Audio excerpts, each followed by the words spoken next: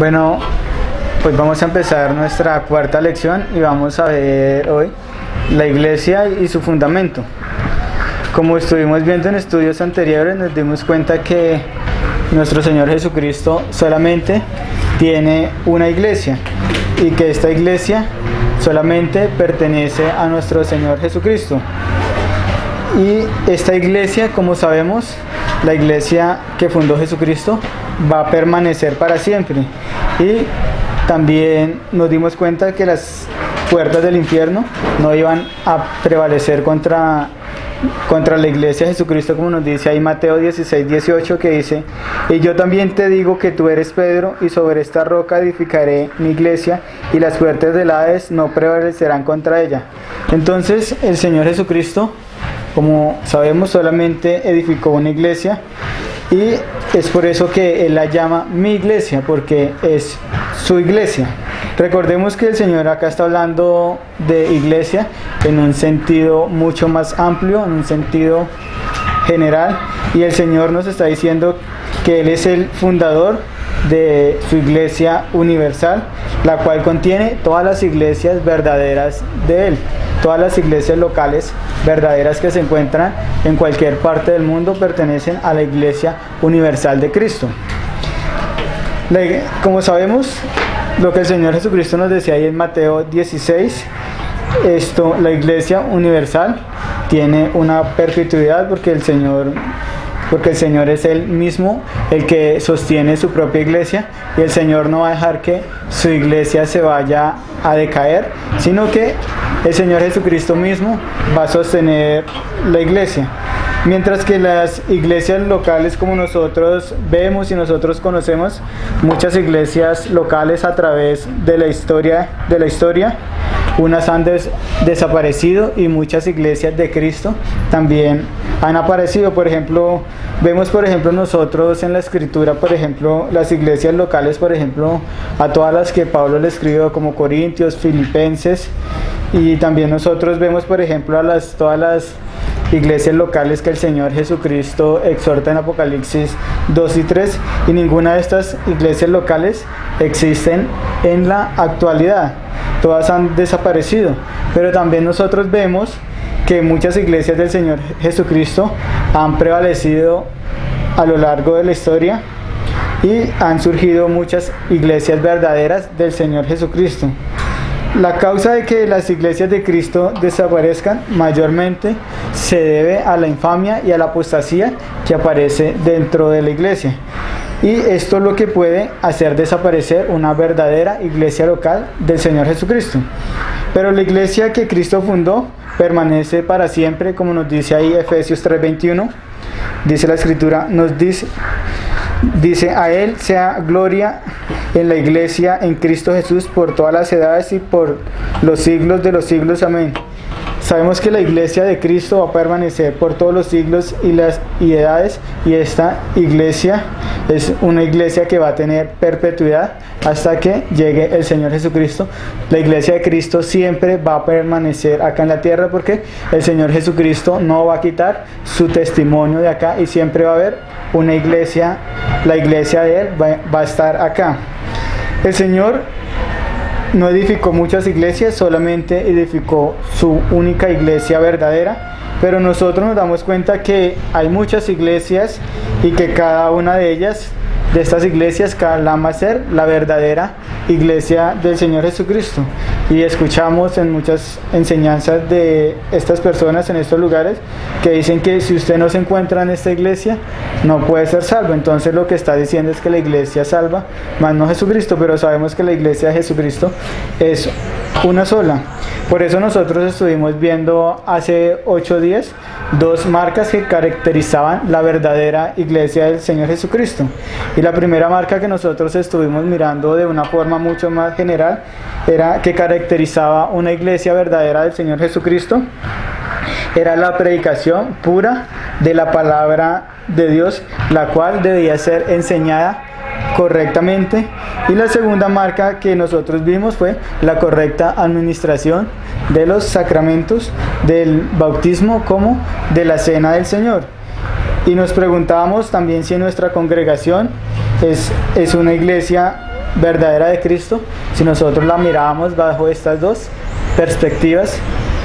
Entonces, podemos decir en primer lugar que la intención de Cristo cuando Él fundó la iglesia es que su iglesia estaría luchando contra el Hades y siempre estaría en conflicto con las tinieblas.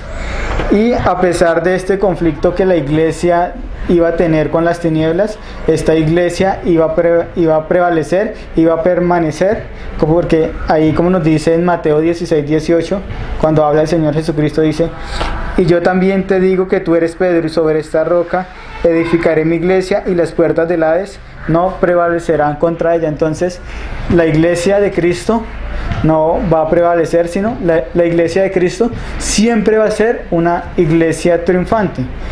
Y segundo, es que Dios obrará por medio siempre de su iglesia. Y por esto es que la iglesia es que va a perdurar, porque Dios siempre va a obrar por medio de su iglesia. Porque Dios es el que está actuando en su iglesia para llevar a cabo sus planes. Por ejemplo, como nos dice ahí Efesios 3:20, y aquel que es poderoso para hacer todas las cosas mucho más abundante de lo que pedimos o entendemos, según el poder que actúa en nosotros, a Él sea la gloria en la iglesia, en Cristo Jesús, por todas las edades, por todos los siglos. Amén. Como dice el versículo, según el poder que actúa en nosotros, entonces por eso Dios va a obrar por medio de su iglesia. Tercero, también nosotros sabemos que Dios es fiel a su palabra, por eso la iglesia siempre va a permanecer y no va a ser destruida. Aunque maten a 10.000 cristianos, siempre va a haber el testimonio de la iglesia de Cristo, porque Dios siempre va a levantar a muchos. Incluso, por ejemplo, nosotros podemos ver ahí cuando Elías dice: Señor, yo soy el único que queda, pero el Señor le dice: todavía hay 7.000 que no han doblado su rodilla ante Baal. Entonces Dios siempre va a tener su testimonio acá en la tierra, y siempre va a haber, estas personas son las que van a mostrar y van a dar testimonio de Dios.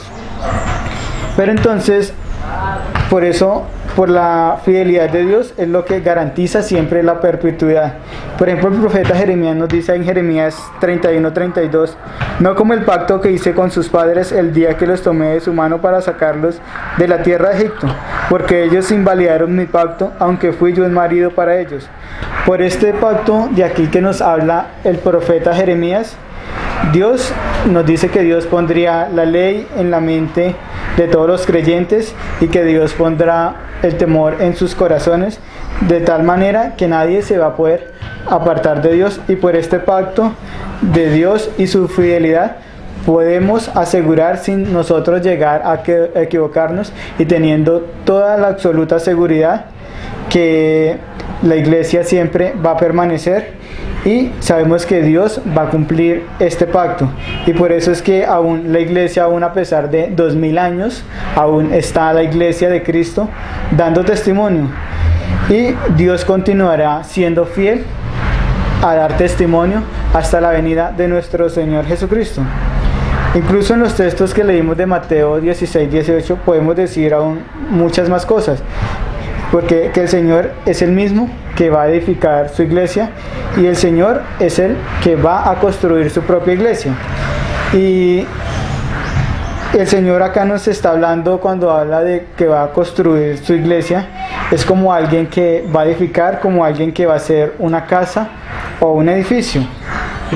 Y este edificio es el que el Señor va a edificar, y es su propia iglesia, la cual tiene un fundamento firme y seguro. Y este fundamento es el mismo Cristo Jesús, es el fundamento de la iglesia. Como nos dice el verso 16, cuando Jesús le pregunta aquí a sus discípulos quién es, Pedro responde: tú eres el Cristo, el Hijo del Dios viviente.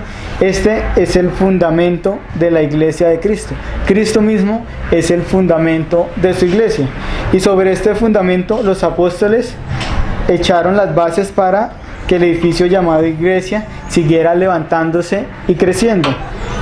Por ejemplo, nosotros vemos la función primaria de los apóstoles era testificar acerca de Cristo el Mesías, testificar acerca de Cristo. Entonces, cuando ellos testificaban, estaban colocando el fundamento de la iglesia de Cristo. Y este testimonio que dan los apóstoles era un testimonio sobre la vida y la obra de nuestro Señor Jesucristo. Y nosotros lo vemos es porque por eso el Señor Jesucristo llamó a sus 12 apóstoles, los cuales vivieron por más de 3 años con Él y estuvieron con el Señor aprendiendo y teniendo un conocimiento íntimo del Señor Jesucristo, un conocimiento experimental mediante la preparación durante el ministerio que el Señor Jesucristo tuvo acá en la tierra. Los apóstoles del Señor Jesucristo se estuvieron preparando para dar testimonio y colocar este fundamento que era Cristo. Por ejemplo, nosotros podemos ver otra función de la que tenían los apóstoles. Y es una función universalmente muy reconocida. Todos los apóstoles eran los testigos de la resurrección del Señor Jesucristo, como dice ahí Hechos 1:21.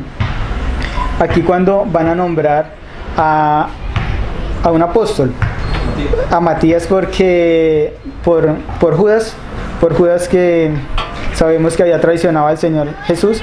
Entonces Pedro acá nos dice: es necesario pues que estos hombres que han estado junto con nosotros todo el tiempo que el Señor Jesús entraba y salía entre nosotros, comenzando desde el bautismo hasta el día en que nosotros fue recibido arriba, sea hecho testigo con nosotros de su resurrección.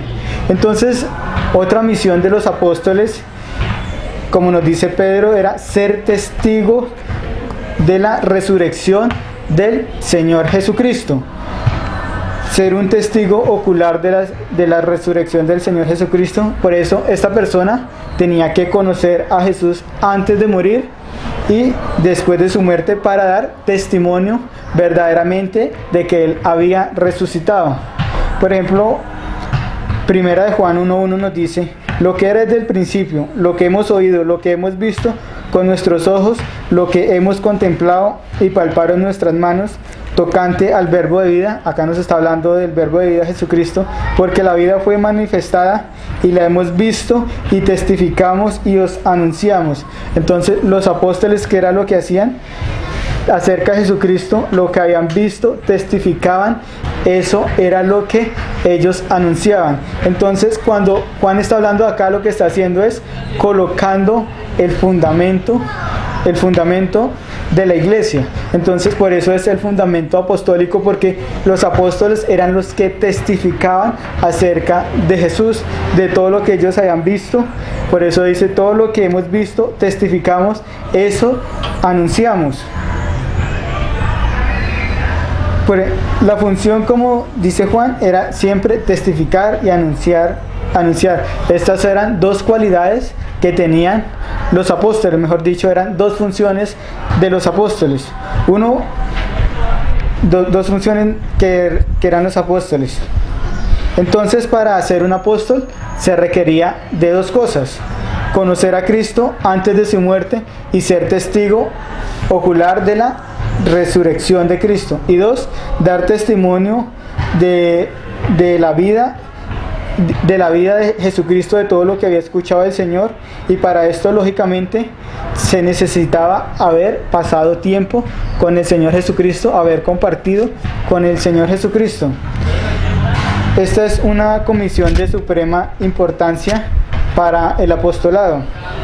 Por ejemplo, ahí en los capítulos 14 al 16 de Juan tenemos el gran discurso donde el Señor Jesucristo envía a sus 12 apóstoles, y el mandamiento que reciben de Jesucristo es comparado con lo que Cristo recibió del Padre. Cuando el Señor Jesucristo está mandando a sus apóstoles, el Señor Jesucristo lo que está haciendo es lo mismo que Él recibió del Padre, enviándolos a ellos también, como nos dice ahí Juan 20:21. Entonces Jesús les dijo otra vez: paz a vosotros, como me envió el Padre, así también yo os envío. Y el Padre aquí había mandado a Jesucristo a que testificara de Él. Entonces los apóstoles iban a dar un testimonio. Como Jesucristo dio el testimonio de Dios, asimismo los apóstoles iban a dar iban a dar el testimonio del conocimiento que ellos tenían acerca del Señor Jesucristo. Recordemos que el fundamento es Cristo, de quien los apóstoles iban a testificar. Ellos iban a testificar acerca de Cristo porque el fundamento verdadero es Cristo, y juntamente con ellos el Espíritu Santo iba a dar testimonio con los apóstoles, como nos dice ahí Juan 15:26. Pero cuando venga el Consolador, a quien yo os enviaré el Padre, el Espíritu de verdad, el cual procede del Padre, Él dará testimonio acerca de mí. Y vosotros daréis testimonio también, porque habéis estado conmigo desde el principio.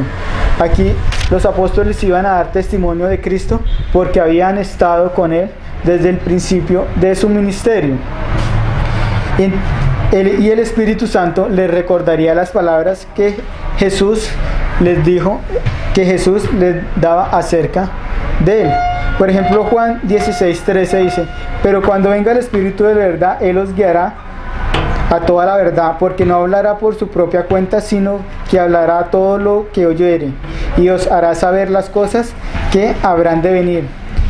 Entonces aquí dice: y Él les guiará a toda verdad. Esta promesa a menudo siempre es muy mal entendida por muchas personas al extender el alcance de esta promesa que acá está dando el Señor Jesucristo, porque su primera referencia es al grupo de los 12 apóstoles, los cuales les iba a mostrar la gloria de Cristo.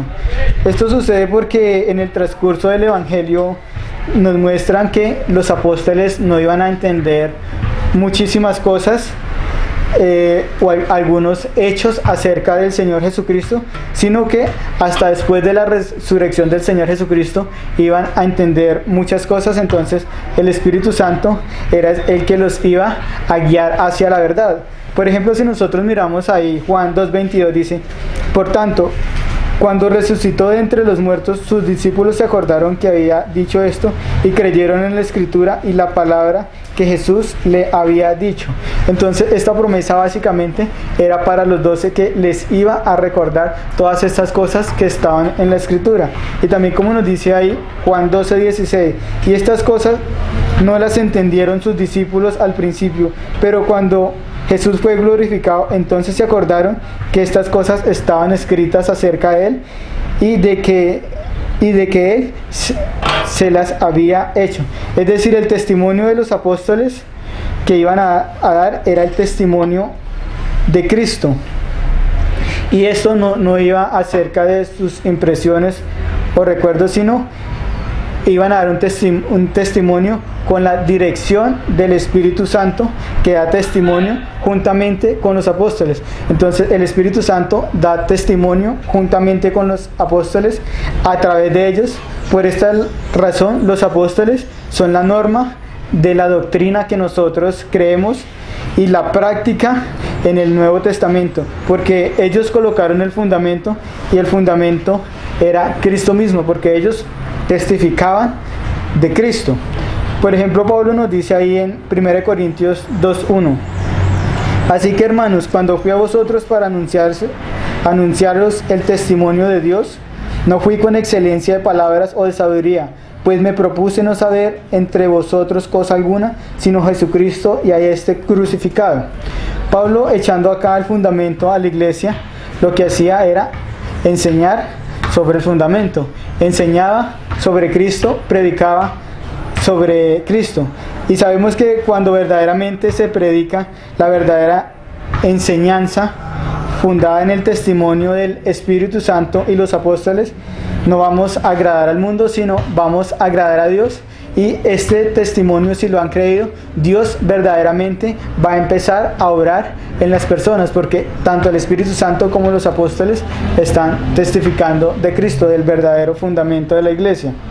Por ejemplo, ahí en 1 Juan 2:19 dice: salieron de nosotros, pero no eran de nosotros, porque si hubiesen sido de nosotros, hubiesen permanecido con nosotros, pero salieron para que se manifestase que no todos son de nosotros. Aquí Juan nos está hablando de la apostasía.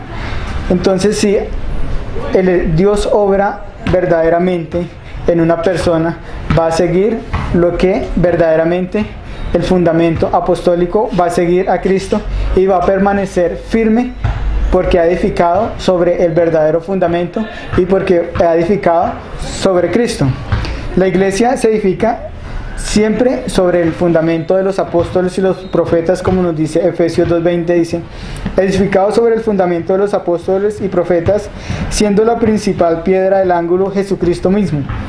Este pasaje aquí nos dice que la principal piedra con la que se debe edificar es Jesucristo mismo.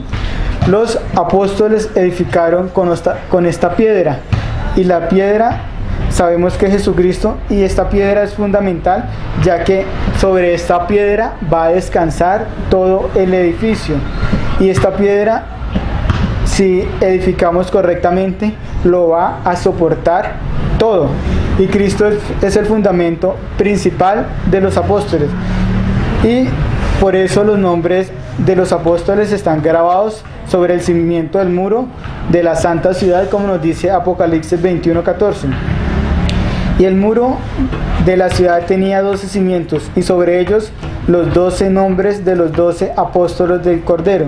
Por consiguiente, la doctrina apostólica originada, enseñada por Cristo y recordada por el Espíritu Santo, en ella se halla el testimonio común de los apóstoles de Cristo, y no es el privilegio especial de ninguno de ellos individual, uno por encima de los demás. Todos iban a dar testimonio, aunque sabemos que unos se hicieron reconocer mucho más que otros, pero ninguno tenía un privilegio especial, sino todos eran iguales.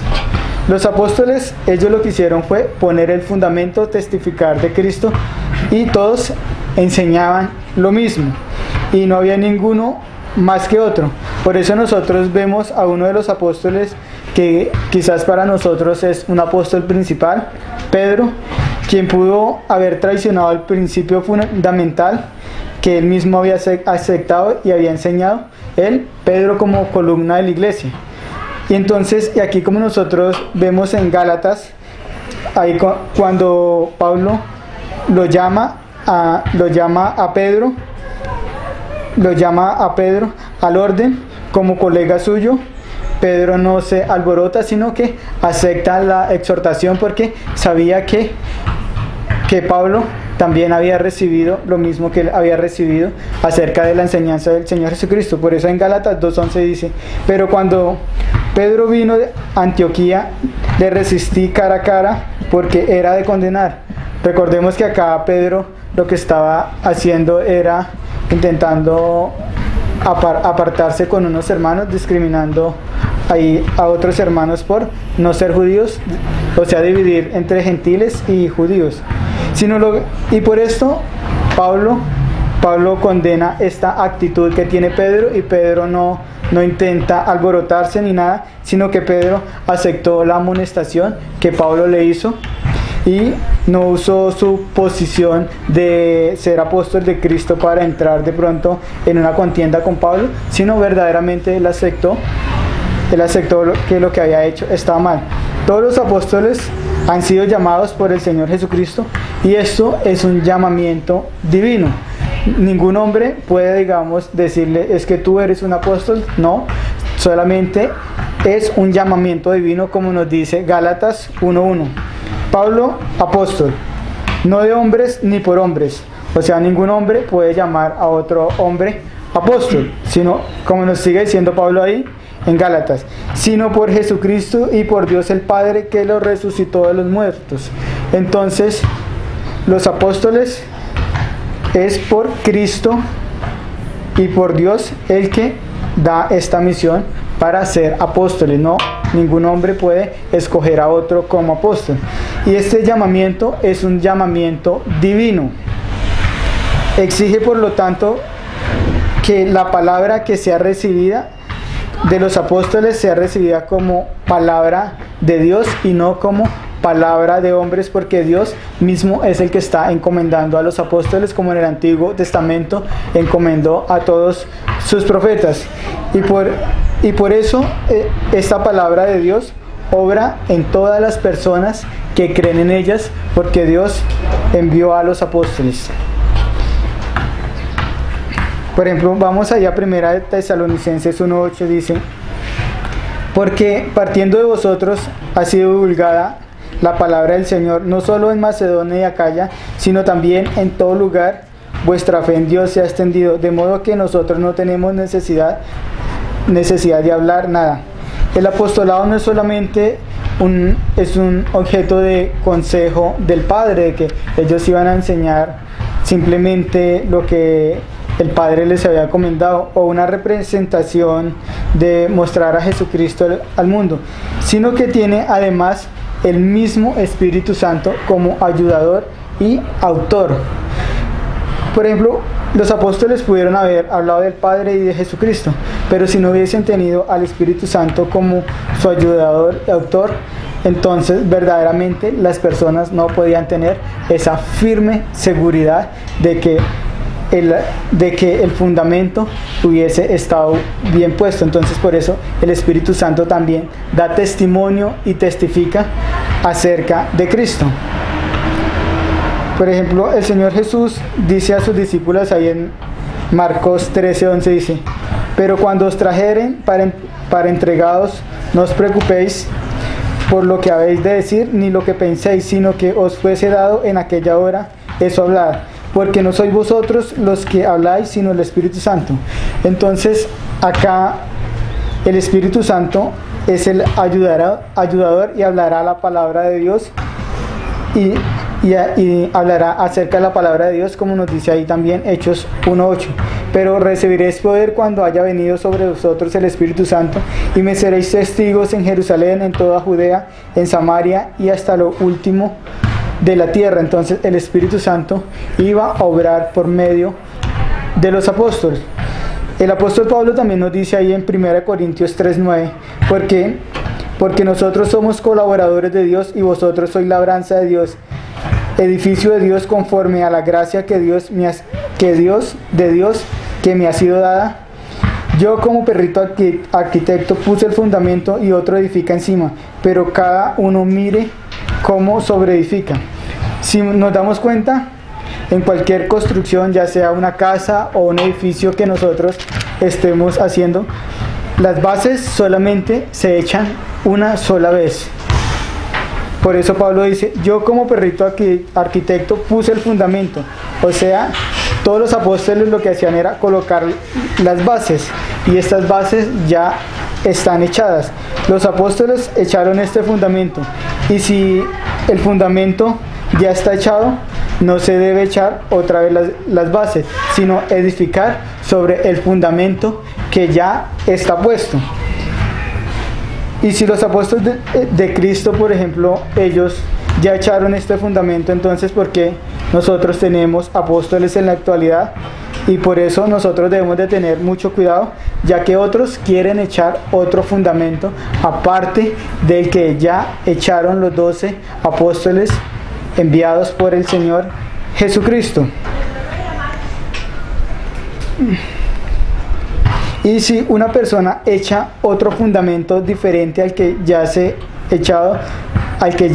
echado, lo que están haciendo es predicando un evangelio diferente, están enseñando otra cosa, ya que las bases de la iglesia se echaron y este fundamento es Cristo, y este fundamento ya tiene más de 2000 años. Pablo nos dice que él puso el fundamento, y el fundamento de la iglesia es Cristo, y este es el fundamento que Pablo estableció cuando predicaba a Cristo, cuando enseñaba de Cristo. Entonces, cuando Pablo estaba enseñando de Cristo, estaba verdaderamente edificando la iglesia, echando las bases de la iglesia. Por eso dice ahí en 1 Corintios 2:2, porque no me propuse a saber entre vosotros cosa alguna, sino a Jesucristo y a este crucificado. Todos los pastores y maestros de la iglesia, después de Jesucristo, los apóstoles, han sido llamados por Cristo y la función que ellos tienen es la de edificar la iglesia sobre el fundamento ya puesto, sobre el fundamento que el Señor Jesucristo ya estableció. Y lo que debemos hacer es edificar encima de este fundamento ya puesto. Y con esto, si nosotros edificamos encima del fundamento ya puesto, la iglesia de Cristo va a seguir creciendo verdaderamente sobre el fundamento de los apóstoles, y esta iglesia, si seguimos en el fundamento, va a perdurar.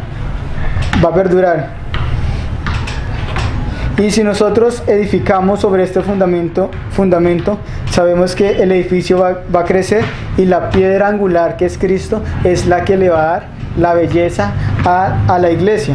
Y si alguna persona dice que está construyendo una iglesia de Cristo y no está construyendo esta iglesia verdaderamente sobre el fundamento apostólico, entonces esta iglesia verdaderamente no es una iglesia de Jesucristo.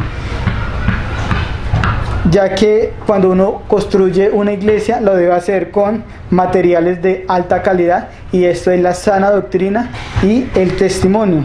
Por eso el apóstol nos advierte en este verso: porque cada uno mire cómo se edifica, ya que la iglesia que no está edificada sobre el fundamento de Cristo, esta iglesia estará edificada sobre madera, sobre heno y hojarasca. Y sabemos que el edificio va a ser probado con fuego. Y si no hemos nosotros enseñado verdaderamente el fundamento, no estamos cimentados sobre el fundamento, y si la iglesia va a ser probada con fuego, entonces todo va a ser quemado y no va a servir para nada. Entonces, por eso es que nosotros verdaderamente debemos edificar sobre el fundamento apostólico, porque cuando no edificamos sobre este fundamento apostólico, va a llegar y entrar a la iglesia la infamia y la apostasía. Por ejemplo, segunda de Tito 3:1 nos dice, Timoteo. Segunda de Timoteo 2:1 nos dice: también debes saber esto, que en los postreros días vendrán tiempos peligrosos, porque habrán hombres amadores de sí mismos, avaros, vanagloriosos, soberbios, blasfemos, desobedientes a los padres, ingratos, impíos, sin afecto natural, implacables, calumniadores, interperantes, crueles, aborrecedores de los buenos, traidores, impetuosos, infatuados, amadores de los deleites más que de Dios, que tendrán apariencia de piedad, pero negarán la eficacia de ellas. A estos evitad. Cuando Pablo acá nos habla del carácter de algunos hombres, acá en el verso 5 nos dice que tendrán apariencia de piedad. Esto incluye, cuando habla Pablo de que tienen apariencia de piedad, incluye ir a la iglesia, conocer la doctrina, seguir tradiciones cristianas de la comunidad y hacer muchas prácticas cristianas. Y estas prácticas pueden parecer incluso bien a una persona, pero si en realidad no hay actitudes internas verdaderas de lo que ha creído, de que verdaderamente ha amado a Dios y adora a Dios, esta apariencia externa no tiene sentido. Y por eso es que puede venir la apostasía. Y es triste que en realidad el futuro de la iglesia no es verdaderamente del todo brillante. Esto se debe a que muchos hombres cambiarán el fundamento de la iglesia por sus deseos carnales, como lo leímos. Habrán hombres amadores de sí mismos, avaros, vanagloriosos, soberbios, blasfemos, desobedientes de los padres, ingratos, impíos, sin afecto natural, implacables, calumniadores, interperantes, crueles, aborrecedores de lo bueno, traidores, impetuosos, infatuos, amadores de los deleites más que de Dios. Y muchos de estos hombres van a estar dentro de la verdadera iglesia de Cristo. Y ellos, cuando no les gustan ciertas cosas, van a apostatar de la fe, y lo hacen para agradarse a sí mismo y agradar al mundo. Por eso Pablo dijo que no todo el futuro de la iglesia iba a ser brillante. Pablo podía visualizar la iglesia en el futuro, que era una iglesia que iba a tener éxito perpetuo por todas las generaciones, pero también podía ver el destino también de la infamia y la apostasía que se iba a levantar, y esos hombres saldrán dentro de la misma iglesia. En otras palabras, el éxito vendrá, pero con muchas dificultades. La iglesia de Cristo es una iglesia triunfante, pero va a pasar demasiadas dificultades. Por eso Pablo le dijo a los ancianos de la iglesia de Éfeso, despidiéndose ya cuando iba hacia Jerusalén, ahí en Hechos 20:30, y de vosotros mismos se levantarán hombres que hablen cosas perversas para arrastrar tras sí a los discípulos.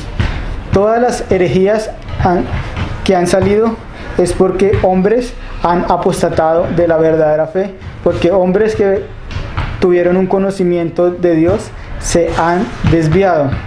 Por eso nosotros vemos en nuestro tiempo, por ejemplo, el ecumenismo, que ya las personas no quieren verdaderamente seguir el fundamento apostólico y creer verdaderamente lo que Dios enseña, sino quieren agradar a todo el mundo. Y por eso ha surgido esta ola de ecumenismo. Como Dios es amor, entonces no importa lo que tú creas, sino lo que debemos hacer es amarnos. Y eso es porque hombres perversos han salido de la iglesia, y estos hombres que se creen mucho más buenos que Dios y han cambiado el fundamento de la iglesia. Por eso nosotros solamente debemos de edificar sobre el fundamento de los apóstoles, edificar sobre ellos, y no edificar sobre lo que creen algunas personas o lo que enseñan algunas personas, sino edificar siempre sobre el fundamento. Por eso cada uno de nosotros debemos mirar dónde nosotros estamos asentando nuestro cristianismo, si estamos edificando verdaderamente sobre la roca que es Cristo, o sobre la arena que son las enseñanzas o mandatos de hombres perversos que se han levantado. Por eso, hermanos, los invito a que siempre miremos a Cristo, pongamos siempre nuestra mirada en Cristo, ya que Él es el fundamento que echaron los apóstoles, y por eso cada uno de nosotros debemos siempre apreciar siempre la vida de Jesucristo, admirar la obra de Cristo y siempre gloriarnos en la venida de nuestro Señor Jesucristo. Tomemos la obra de Cristo, sus enseñanzas que Él nos ha dejado, que nos han dejado los apóstoles acerca de Cristo en este precioso libro, y sigamos nosotros creciendo en Cristo, en el fundamento apostólico. Y si alguno, por ejemplo, llega a pensar que esto es en vano, escuchemos lo que nos dice el apóstol Pablo ahí en 1 Corintios 15:57.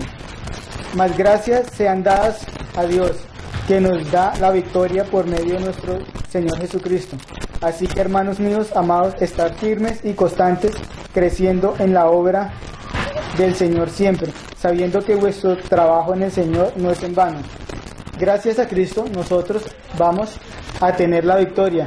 Solo crezcamos en el Señor Jesucristo cada día en el fundamento apostólico, y nos daremos cuenta que lo que nosotros hagamos para Cristo jamás va a ser en vano.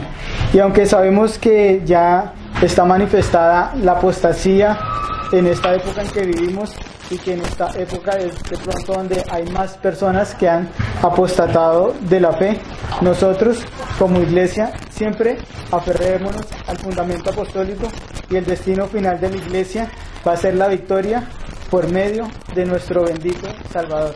Amén.